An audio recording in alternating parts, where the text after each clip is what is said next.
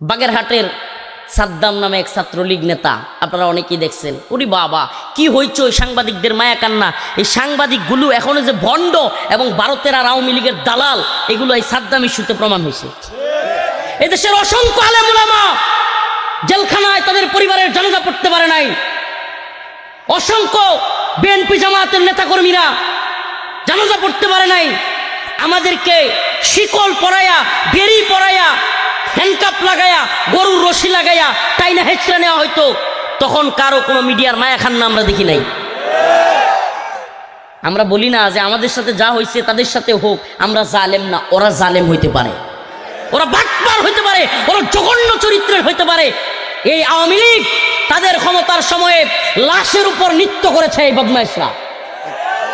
এখন এরা মায়া কান্না দেখায়, এরা লাশের উপর, এমনকি একজন ফাঁসির দণ্ডপ্রাপ্ত আসামি তার কবরের মধ্যে গিয়া জুতা পিটা করছে এই আওয়ামী লীগ। কুমিল্লায় প্রমাণ আছে, মিডিয়ার এখনো এগুলো ঘাটলেই পাবেন, এখনো সার্চ দিলেই পাবেন। আর এখন কুত্তার দল আসছে ইনসাফের বয়ান নিয়ে, বুঝেন নাই? মানে আমি যাই করি, আমি মা বোনের কাপড় খুলি আর জিনা করি, বেবিচার করি, বাটপারি করি, চুরি চিন্তাই করি, যখন আমার ধরবে তখন আমি ইনসাফ চাইব। এতদিন ইনসাফের খবর নাই, এতদিন ইনসাফের কোনো খবর নাই। তাদের আমলে যত খারাপ কাজ হয়েছে, মানুষের সাথে জুলুম হয়েছে। আরে আমার সাথে যেই জুলুম হয়েছে, আমাদের কাপড় খোলা হয়েছে, আলেম ওলামাদের কাপড় খোলা হয়েছে, এদের কারো মুখে তখন আপনি ইনসাফের বক্তব্য শুনবেন না। এই জন্য আমি বলি, কিছু কিছু মিডিয়ারে দেখলে মনে হয় এরা বাংলাদেশের জন্মই না, এগুলো ভারতের রয়ের জন্ম। এদের এত চরিত্র খারাপ, এরা এদেশে আলেম ওলামারা, আতাউর রহমান বিক্রমপুরী, একজন জুলাই যোদ্ধা মাওলানা আতাউর রহমান বিক্রমপুরী, ওনাকে জেলে বইরা রাখছে, এই মিডিয়ার মায়া কান্না দেখবেন না। মাওলানা আইনুল হক কাসেমি জেলে পড়ে আছে, এই মিডিয়ার মায়া কান্না দেখবেন না। অসংখ্য এখনো আলেম জেলখানায় পড়ে আছে, অসংখ্য যুবক এখনো জেলখানায় পড়ে আছে, এদের জন্য কোনো মায়া কান্না দেখবেন না। ছাত্রলীগ নেতা আমি সাদ্দাম হোসেনের সাথে কখনোই এই অবিচার হোক, এটা আমরা চাই না। আবারও বলছি, আমরা কখনোই চাই না যে তার মেয়ে মারা গেছে, তার বাচ্চা মারা গেছে, তার স্ত্রী মারা গেছে, তাকে জানাজায় শরীক হতে দেওয়া যাবে না, এটা আমি জীবনেও বলতে পারবো না। নাউজুবিল্লাহ। আমরা এতটা নির্দয় না, আমরা এতটা পাষাণ না, আমরা এতটা জালেম না। কিন্তু আমার প্রশ্ন হলো, এক ছোকা হলে চলবে? এক ছোকা হইতে পারবেন না আপনি এক সময় একেবারে এই মুখ এইদিকে কান পর্যন্ত না হ্যাঁ করে কথা বলবেন, আরেক সময় একবারে গর্তে লুকায়া যাবেন। একজনের সাথে জুলুম হইলে আপনি একবারে বিশাল বড় আপনি ইনসাফগার, বিশাল বড় আপনি মানবাধিকারের লোক, আর অসংখ্য লোকের সাথে জুলুম হইলে আপনি তখন কানা।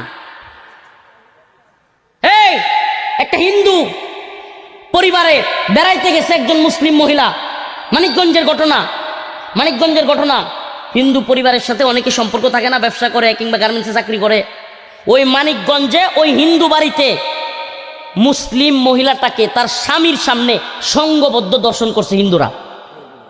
কয়জন জানেন? এদেশের মিডিয়ার মায়া কান্না দেখছেন আপনারা? দেখেন নাই, শুনেনি নাই। আর একটু পর আপডেট। অথচ আমরা শুনতে পারলাম যে সাদ্দামের পরিবার তার জানাজা পড়ার জন্য পেরুলে মুক্তির আবেদন যশোর কারাগারে গিয়া চাই নাই। সাদ্দামের পরিবার, তার মামা বলতেছে আমরা বাগেরহাটে গিয়ে আবেদন করছি। আরে ভাই, জেলখানা হলো যশোরে, সাদ্দাম যশোর জেলখানায় আছে, আবেদন করছে কোথায়? বাগেরহাটে আবেদন করলে যশোরের জেলখানা থেকে আসামি ছাড়বে? কথা বলেন। স্বরাষ্ট্র মন্ত্রণালয়ে পেরুলে মুক্তি যে কত কঠিন, এটা আপনারা কল্পনা করতে পারবেন না। যারা জেলে ছিলাম আমরা জানি পেরুলে মুক্তি কত কঠিন। আদালতে যাইতে হয়, এরপরে ডিসির কাছে, এসপির কাছে গিয়ে দরখাস্ত করতে হয়, এরপরে অনেকগুলো প্রসেসিং হইয়া এরপরে আদালতের কারাগারে আসে। প্রিয় ভাইরা আমার, এরপরে স্কোয়াড রেডি করা হয় তাকে নিরাপত্তা দেওয়ার জন্য। অনেক সময় শুক্রবার শনিবার হইলে অসম্ভব, কারণ আদালত বন্ধ।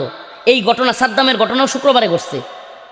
অথচ এটাকে নিয়ে এত মিডিয়া হইচই করছে যে আমাদের মনে হচ্ছে যে মানবাধিকারের একমাত্র হকদার মনে হয় শুধু আওয়ামী লীগ আর ছাত্রলীগ। এই মিডিয়ার কান্না দেখলে মনে হয় মানবাধিকার একমাত্র ছাত্রলীগ আর আওয়ামী লীগের জন্য। আসলে হইল কি জানেন? ওই যে হাসিনা আমলে অবৈধ টাকা পেটে ঢুকছে, তো এখন এই অবৈধ টাকার গুণগান কিছু গায়।